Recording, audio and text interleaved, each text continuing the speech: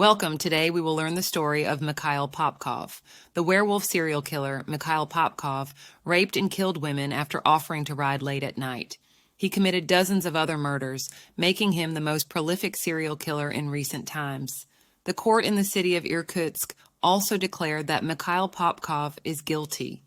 For committing 56 murders between 1992 and 2007, the court sentenced Mikhail Popkov to life imprisonment, as Mikhail Popkov was already in prison after being convicted of killing 22 women in 2015.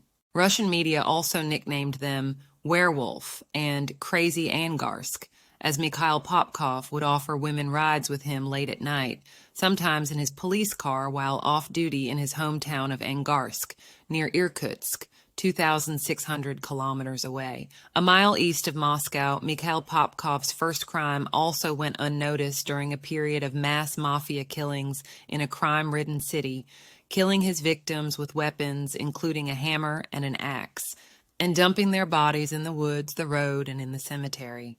Mikhail Popkov, the famous Russian serial killer who killed 82 women, confirmed that he was a good father and a good husband, regardless of the unbelievable crimes he committed.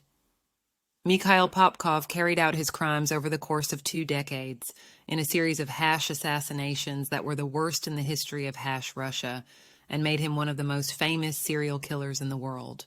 This week, Popkov, 53 years old, was officially accused of committing 60 crimes out of the total after he had actually been convicted of 22 of the crimes and is currently serving a life sentence. The man was a former policeman, and he admitted that his motive for these crimes was to clean the city of Angarsk in Siberia from prostitutes and immoral women, as he put it.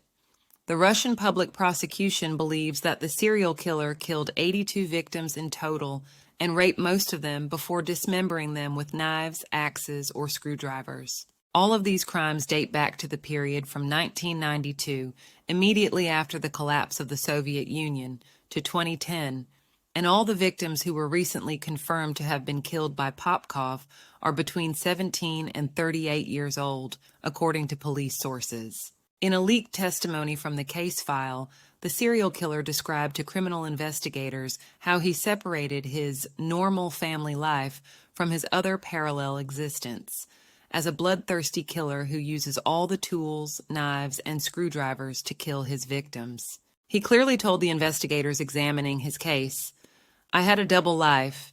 In the first, I was an ordinary person. I used to work in the police service, where I did my job to the best of my ability, with positive reactions to what I did.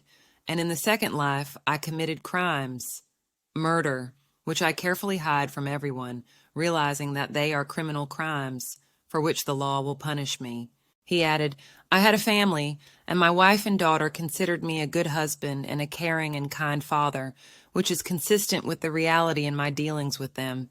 They had no knowledge of what I had committed and never suspected me." The Russian serial killer calmly revealed how he cruelly selected the women he killed, saying, "The victims are those who wander around without finding men to accompany them at night, who act indifferently, and who were not afraid to start talking to me and accompany me on the car." Popkov used a police car, taking his victim with him to a remote area to rape her and then kill her. While investigators never believed that a police officer could be responsible for such crimes, Popkov referred to his decision whether to kill one or leave her alive, saying, "Mostly those who show fear, I will leave them alone, but there is one woman who deviated from this rule. She was truly respectable and sober, but I killed her. Her name is Elena_Dorogova, and she was on her way to the railway station to meet her mother, who was coming from a trip."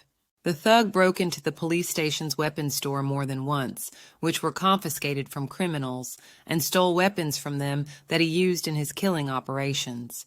Regarding this issue, he said, "I had the opportunity to take these weapons and equipment and then throw them away either at the crime site or somewhere nearby.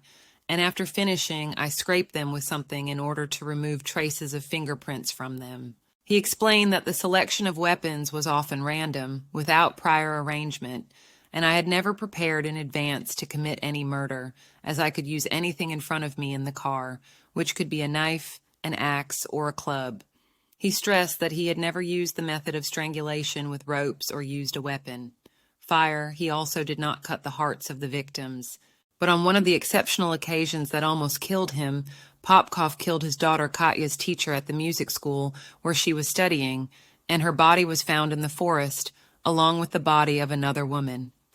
As soon as he left the crime scene after leaving 2 women dead, Popkov realized that he had lost a police badge or brocade at the site, which explained the nature of his work and which would expose him. He explained, "I went back to take the badge that had my serial number on it, but I saw one of the 2 still breathing, as she had not died yet, and I was shocked that she was alive and this was dangerous, so I eliminated her with a shovel." These 2 victims were in the year 2000, and they were Hash Maria _ Lisina, 35 years old, and Hash Lilia _ Pashkovskaya, 37 years old. While the court said that the man was mentally sound, despite everything he had committed, his wife, Elena, and his daughter decided to start a new life in a different city, after initially refusing to believe that he was guilty, according to what the Siberian Times reported. His daughter, Katya, a teacher, admitted she is 30 years old and expecting a child soon, and how she found it impossible to believe that her loving father could be the man who raped his victims before executing them. She has not seen him since he was convicted of 22 murders in 2015, and she now said that she wants to meet him to look into his eyes and understand whether he could really be this killer. But the man said before the court that he admitted full guilt, explaining, "I committed all these crimes, completely guided by my inner convictions." Here our episode ends today. We return to you in a new episode. Goodbye.